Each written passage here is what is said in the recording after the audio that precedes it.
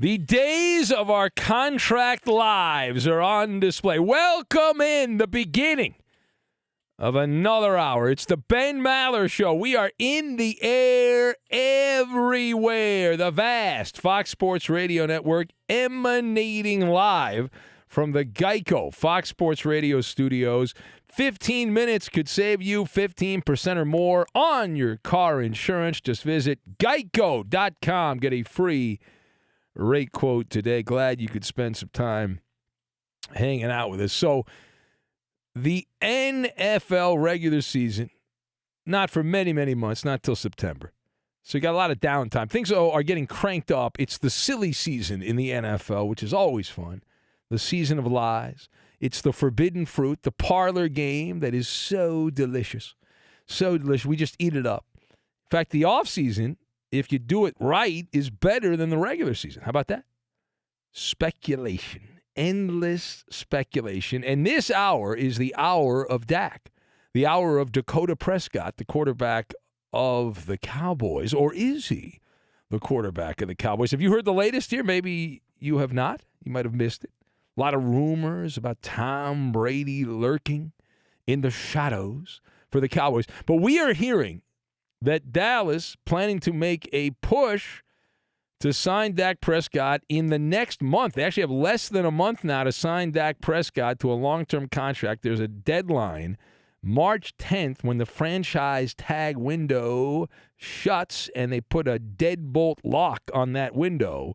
State-run NFL media telling us that while it is typically incredibly difficult, building up the drama, incredibly difficult for teams to reach agreements by that date, this is the Cowboys' goal. They want to get it done. Now, this is where things get a little dicey because Dak Prescott did some sit-down interview. I don't know why he did this, but he did. He did a sit-down interview with Yahoo! And Dak Prescott was asked by a reporter from Yahoo if he was worth $40 million annually in a new contract. Now, what do you think Dak Prescott said? Do you think Dak A said, no, I am not, B, no comment, or C, something else? All right, we go to the audio tape. Here we go. Here's what Dak Prescott and the exchange he had with the reporter. Are you a $40 million quarterback? You tell me.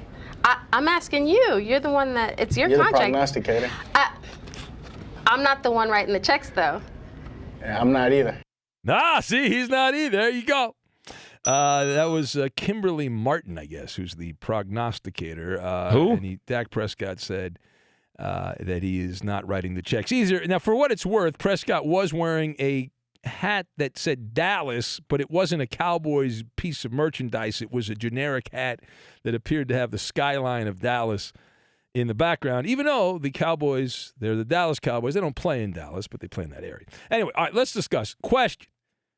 This is it. What do you make of Dak Prescott? You just heard the audio. That's a small clip of a long-form sit-down interview. Now, my take, you've got the cartoon superhero, the microscope, and the combo meal. And we will connect all these things together, put them in a pot, and we'll make some baba ganoush for Valentine's Day. Roberto's made the steak. We'll make the baba ganoush. Now, to lead off with, Dak Prescott, he really gave a non-answer answer, right? He danced around, a little tap dance, a little Irish jig there around the issue. Of course, did you really expect him to answer the question? No. Dak Prescott, would he like $40 million a season?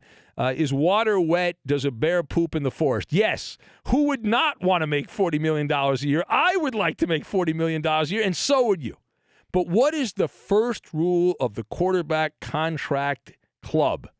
You cannot admit this publicly. Otherwise, you sound like the cartoon superhero Douchey McDouche, right? Rival of Spiderman and Batman. You don't know much about Douchey McDouche, but he was a big rival of Spider-Man and Batman. So Prescott, he's got to play the game, right? Downplay the money, give non-answers, say something while you're saying nothing, make it seem like you're saying something. Let your agent be the bad cop, you're the good cop. Dakota Prescott's main selling point is what?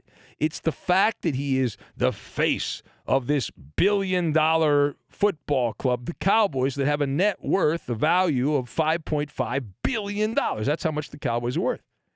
And Dak Prescott's reputation, even though he had some issues, in air quotes, at Mississippi State, he has been a Boy Scout, a reliable confidant of Jerry Jones with the Cowboys. I think we can all agree on that. Unfortunately, that only gets you so far. Okay? Now, furthermore, anyone who objectively analyzes Dak Prescott and his career arc knows this is a second-tier quarterback. Now, he's not a third tier. He's not a fourth tier. He's a second-tier quarterback. And when you pay a second-tier quarterback top money, you are juggling live hand grenades is what you are doing.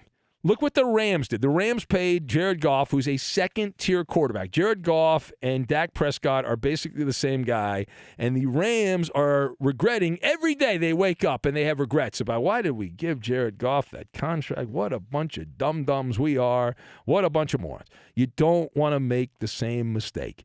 You don't want to do it, right? You mess with the space-time continuum when you do this. Now, maybe Jerry Jones can convince Dak Prescott to take pesos, right, or Canadian dollars instead of U.S. dollars, because I think you could afford to pay him $40 million in pesos, which I think comes out to about like $2 million or something like that, U.S. dollars. But, of course, he would say, no way, Jose. But just don't be hornswoggled by the gaudy numbers that Dak Prescott had last season. I do a lot of public service announcements because I do the overnight show here, and that's most of our advertising is PSAs. But it was a big mirage in the middle of Death Valley.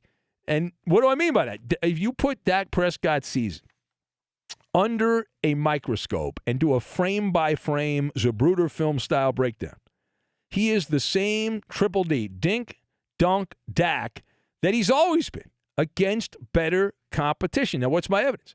We talked about Dak Prescott's success against terrible teams. He was 6-0 with 16 touchdowns and 3 interceptions last season, averaged over 9 yards per pass attempt in blowout games against the bad teams. He was Adonis doing the jig against the dumpster diving teams. But when playing against competition where the games were close, quarterback has to make plays. Dak Prescott was in 5 of those games that were decided by a touchdown or less, lost all of them, had just 4 touchdown passes and 3 interceptions in those 5 games, and a passer rating of 83, which is about where Dak Prescott is, an average quarterback. And he averaged a very pedestrian, middle-of-the-road 7 yards per attempt, 7.1 yards per attempt. That's the same player that Dak Prescott has been. It's no different at all. So don't be fooled by the success in blowout games, because when the Cowboys needed Dak Prescott against the teams that were better, he did not show up. All right, last thing. So what's the end game? I continue to say, and I circle back around to the schoolyard game of tag Yorid. It seems inevitable that this has to be the way it goes, right? You take the temperature in the room here. Both sides have bunkered down.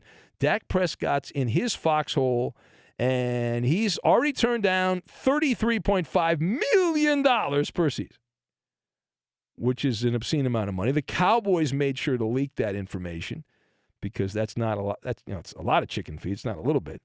And in the court of public opinion, the vast majority of fans in every one of these situations supports management and not the player.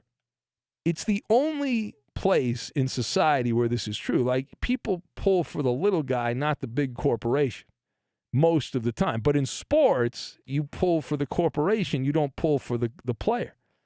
My argument is I don't think he's that good. If I was the Cowboys, I wouldn't want to do it. But if, all things being equal, the Cowboys can afford to pay Dak Prescott $40 million a year. But he's a game manager. He's not a difference maker. And the compromise would be the Kirk Cousins combo meal, which includes chips and salsa. And Dak would get franchise tagged the next couple of years and then leave via free agency. Bye-bye. Arrivederci, get out of here. But that would work out well for both parties, assuming Dak Prescott does not have a terrible year and falls off the map or has a devastating injury. He would make in the neighborhood this season of $27 million. $27 million, which is a pretty good neighborhood. A lot of parks, low crime, good schools, a lot of shopping nearby. for Dak Prescott. He'll be filthy rich. The Cowboys, they then are not handcuffed to a long-term deal with a signing bonus and a bunch of dead money year after year. It's a win-win situation for everyone involved. You think Kirk Cousins, who's now going into his third year with the Vikings, regrets being franchise tagged by the Redskins back-to-back years and then signing the contract with Minnesota? Absolutely not. No. It's the greatest thing that could have happened to him.